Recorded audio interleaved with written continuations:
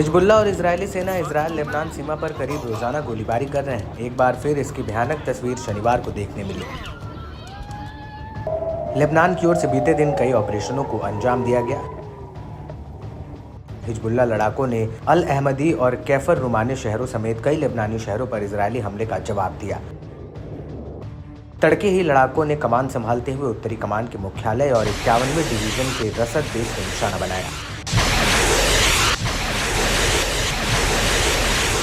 समूह ने दावा किया कि अमियाद पर दर्जनों ग्रेड टाइप के रॉकेट भी दागे, जिससे उत्तरी इजरायल की आग अलग बस्तियों में सायरन बजने लगे,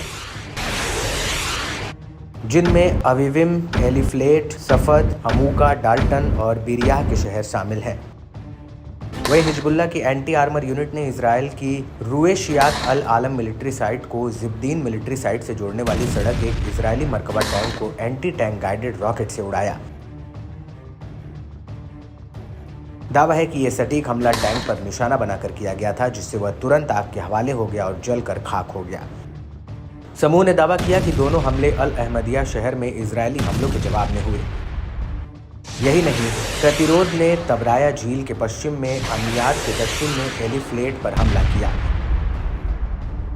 दर्जनों ग्रेड टाइप के रॉकेट एक इजरायली बेस की ओर दागे गए,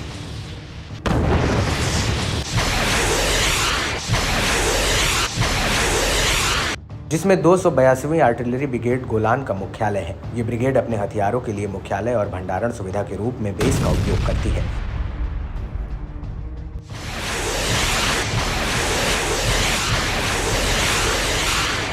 जिसमें तोपखाने और सटीक हमला करने वाले हथियार शामिल हैं।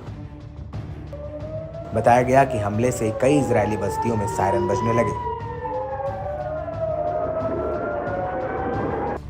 इसके अलावा हिजबुल्लाह की मानव रहित वायुसेना ने माले गोलान बैरकों पर हमला किया। बेस की ओर एक तरफा हमला करने वाला ड्रोन लॉन्च किया गया। इससे साइट के सैनिकों और अधिकारियों के ठिकाने और आवासीय इलाके बुरी तरह प्रभावित हुए, जो 810वीं क्षेत्रीय ब्रिगेड के तहत। वहीं लड़ाकों ने 759वीं क्षेत्रीय ब्रिगेड की स्थापना स्थिति पर एक तरफा हमला किया।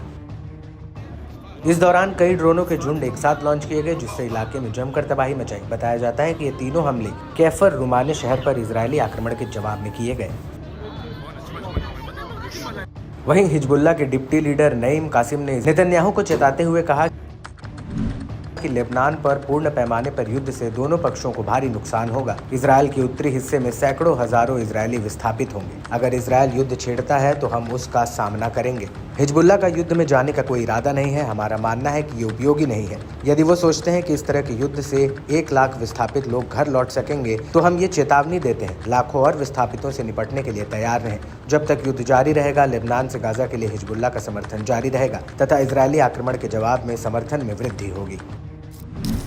गौरतलब है कि इजरायल के चैनल 13 ने एक वरिष्ठ इजरायली अधिकारी के हवाले से बड़ा बयान दिया। उन्होंने बताया कि नेतन्याहू आने वाले दिनों में हिजबुल्लाह पर एक बड़ा हमला करने की योजना बना रहे हैं, लेकिन उन्होंने अभी तक हमले को बढ़ाने की कोई तारीख नहीं तय की। हालांकि इस पर इजरायली पीएमओ की ओर से कोई आधिकारिक टिप्पणी भी नहीं की गई है। इजरायल के रक्षा मंत्री योव गैलेंट ने भी कहा है कि इजरायली सेना गाजा में अपना मिशन पूरा करने के करीब है और अब उनका ध्यान लेबनान के साथ देश की उत्तरी सीमा पर होगा।